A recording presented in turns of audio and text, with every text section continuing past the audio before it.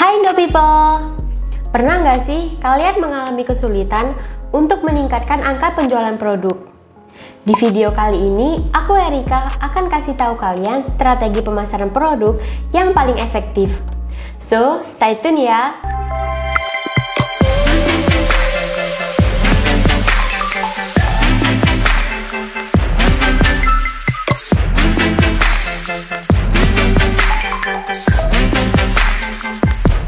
Buat kalian yang belum tahu apa itu strategi pemasaran produk, jadi strategi pemasaran produk adalah cara kita menjual barang atau layanan ke pelanggan kita.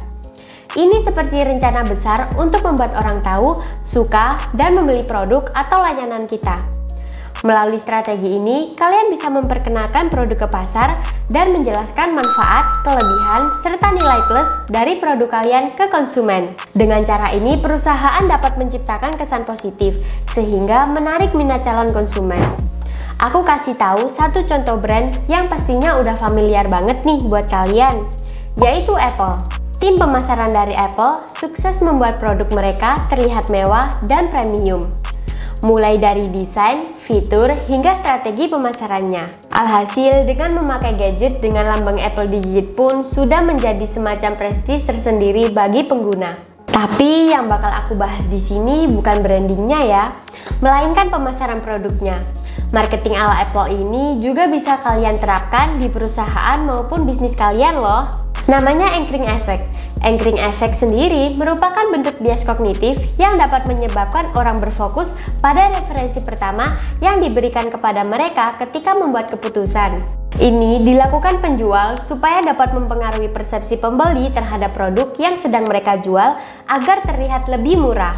Contohnya gini, dengan mencoret harga yang lebih mahal, secara tidak langsung pembeli akan merasa bahwa produk akan menjadi lebih murah kan? Nah, karena inilah, walaupun harga Apple mahal, tapi tetap aja banyak yang membeli produk mereka. Ada juga nih decoy effect.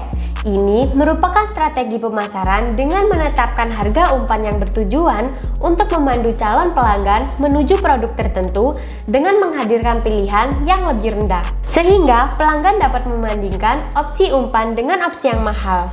Aku kasih contoh lagi nih, misalkan kalian jual popcorn. Nah, yang tengah ini merupakan opsi umpan. Kalau nggak ada opsi umpan, kemungkinan besar pelanggan akan memilih opsi yang lebih murah kan?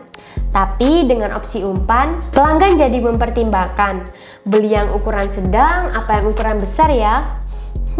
Jadi bimbang kan karena selisih harga dari opsi umpan ke opsi yang lebih mahal cuma dikit.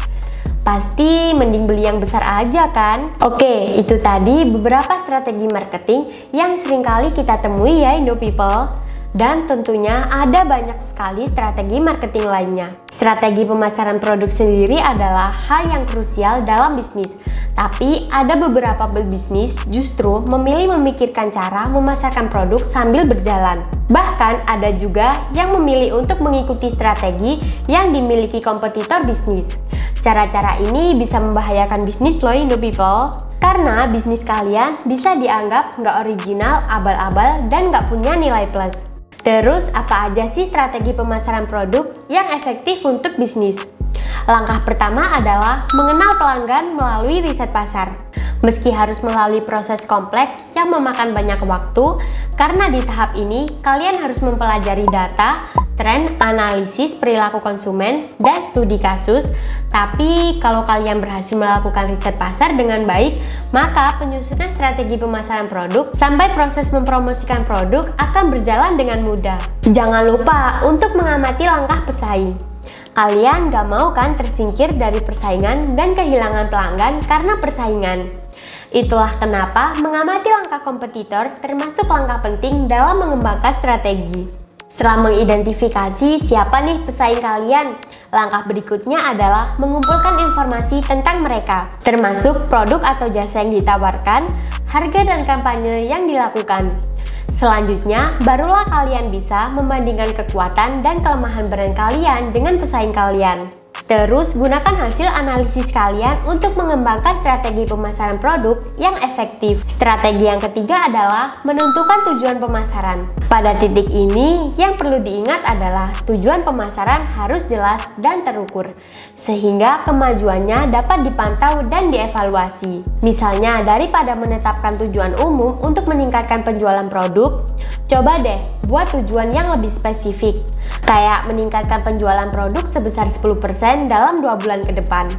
Kelihatan bedanya bukan? Selanjutnya, pastikan tujuan yang kalian tetapkan realistis dan dapat dicapai. Pertimbangkan sumber daya yang tersedia, anggaran yang tersedia, dan kemampuan tim kalian dalam mencapai tujuan tersebut. Membuat website bisnis merupakan salah satu strategi yang tepat untuk menunjukkan keunggulan brand kalian. Caranya bisa dengan membuat website company profile atau membuat blog yang berisi konten-konten yang relevan buat audiens kalian. Dengan adanya website, audiens bakal merasa lebih percaya dengan brand kalian. Nah, kepercayaan inilah yang bisa mempermudah kalian mengkonversi audiens menjadi pelanggan. Tapi manfaat website nggak akan ada artinya kalau website tersebut nggak mudah diakses. Performa yang buruk hanya akan membuat audiens pergi dan nggak mau mengakses website kalian lagi. Mengupdate website kalian dengan proyek atau fitur terbaru. Jangan lupa untuk mengoptimalkan kinerja SEO website dan membagikannya ke media sosial untuk menarik lebih banyak pengunjung ke website kalian. Dengan strategi ini, bisnismu akan semakin dikenal. Dalam hal mengembangkan strategi pemasaran yang efektif, pemasaran media sosial nggak bisa diabaikan ya. Pemasaran media sosial merupakan bagian dari pemasaran digital yang penting untuk membangun brand awareness. Dengan taktik pemasaran media sosial yang tepat, dapat membantu kalian mencapai kesuksesan dalam menerapkan strategi pemasaran produk kalian. Meskipun strategi periklanan media sosial dapat memberikan dampak besar, masih terdapat tantangan yang harus diatasi. Salah satunya adalah memilih marketing channel yang tepat. Setiap marketing channel memiliki audiens yang berbeda. Uniknya, bahkan ada media sosial yang hanya disukai generasi muda. Namun, ada juga platform yang mayoritas audiensnya adalah para pebisnis. Jadi, channel pemasaran yang tepat adalah tempat target pasar kalian berada. Meski produk kalian sudah diluncurkan dan berada di pasaran, bukan berarti kalian bisa tetap menerapkan strategi yang sama ya. Faktanya, setelah meluncurkan produk, kalian mungkin menemukan pasar potensial yang belum kalian targetkan. Jadi, coba untuk mengevaluasi setelah peluncuran produk. Kalian bisa menganalisis kembali apakah kalian sudah menerapkan strategi pemasaran efektif atau sudah mencapai tujuan pemasaran. Jika tidak, strategi apa sih yang harus diterapkan untuk mencapai hal ini? Nah, setelah mengidentifikasi faktor-faktor yang perlu ditingkatkan, perbaiki lagi strategi pemasaran produk dan pastikan strategi pemasaran baru tersebut relevan dengan target pasar. Jangan lupa untuk subscribe, like, dan kalau kamu punya tips atau pengalaman seru yang lainnya, share di kolom komentar ya. See you in the next video. Bye-bye.